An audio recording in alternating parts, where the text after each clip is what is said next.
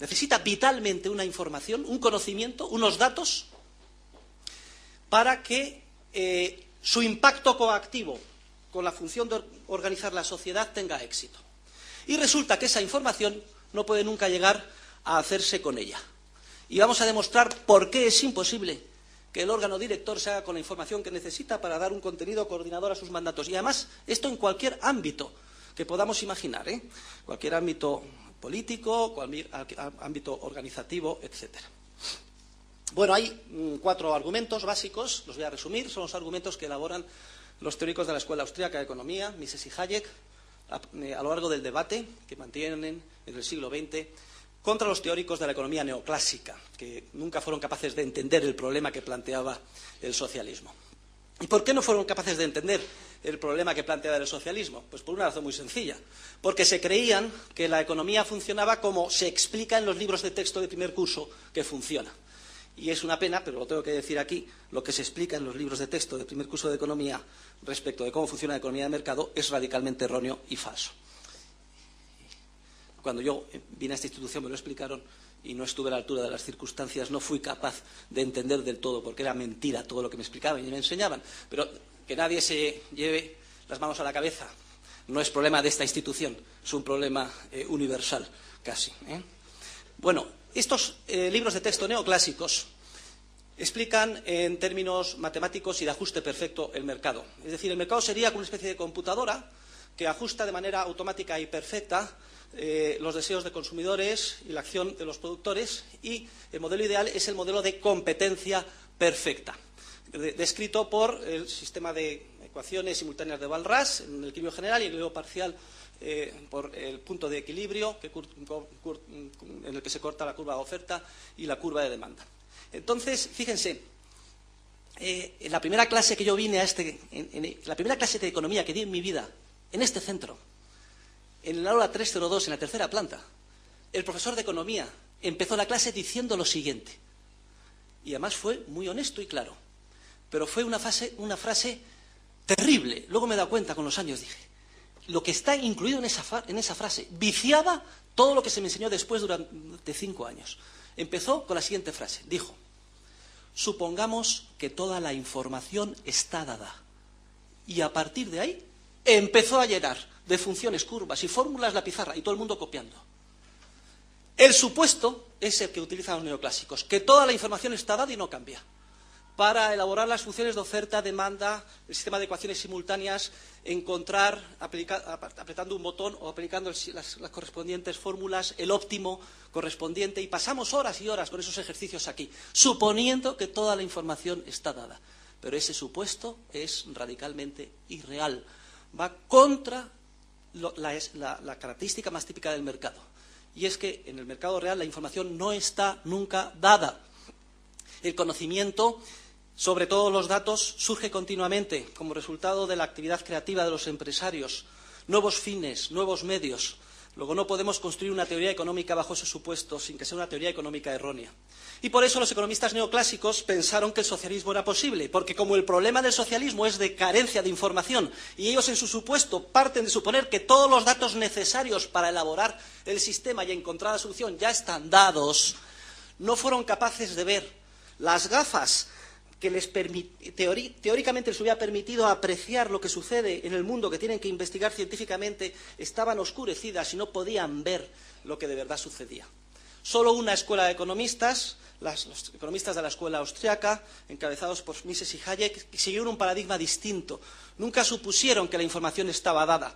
Consideraban que el proceso económico era un proceso impulsado por empresarios que continuamente cambian y descubren nueva información. Solamente ellos fueron capaces de darse cuenta de que el socialismo era un error intelectual.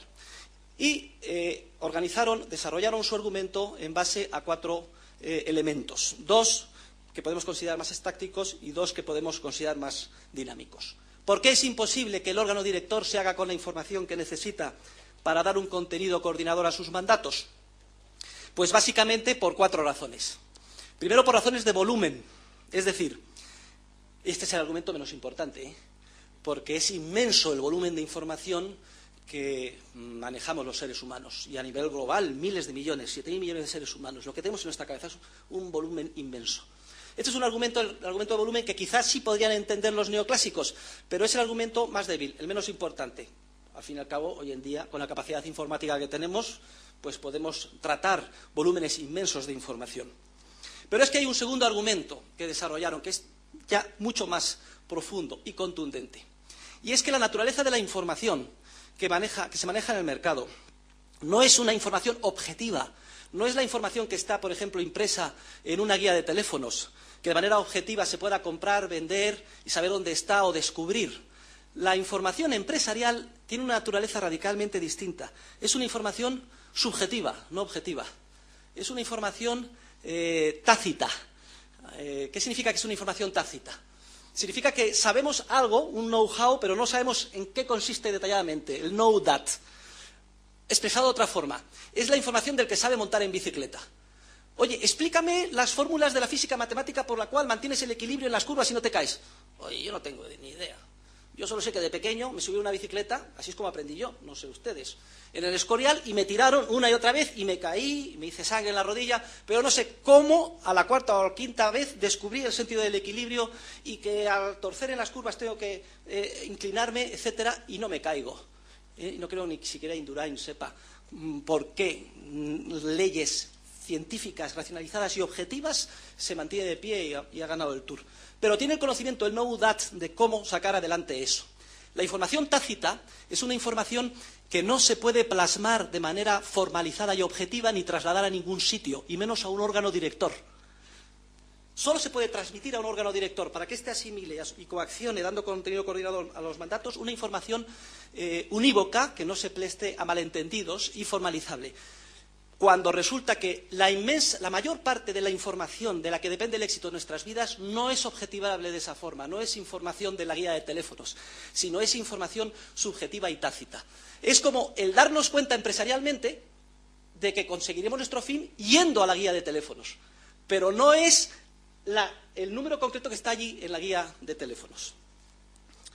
Pero no bastan estos dos argumentos, el argumento de que la información es de un volumen enorme y además de carácter tácito. Es que hay dos argumentos dinámicos que son todavía mucho más contundentes y que implican la imposibilidad del socialismo.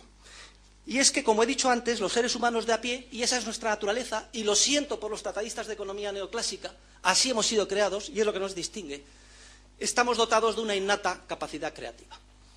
Continuamente descubrimos nuevas cosas, nuevos fines, nuevos medios. Luego, difícilmente se va a poder transmitir a un órgano director la información o el conocimiento, por ejemplo, que todavía no ha sido creado por los empresarios. El órgano director se empeña en construir un nirvana social vía mandatos, boletín oficial del Estado y coacción. Pero claro, para eso tiene que saber qué pasará mañana, para que el resultado sea positivo y coordine. Y lo que pase mañana depende de una información empresarial que todavía no se ha creado hoy. No la podemos transmitir hoy para que nuestros gobernantes nos coordinen bien mañana. Esa es la paradoja del socialismo. Pero no para aquí, decían Mises y Hayek. Fíjense, tres argumentos, volumen, carácter tácito de la información, y que la información está continuamente cambiando. Es que hay un cuarto argumento que es el argumento además definitivo.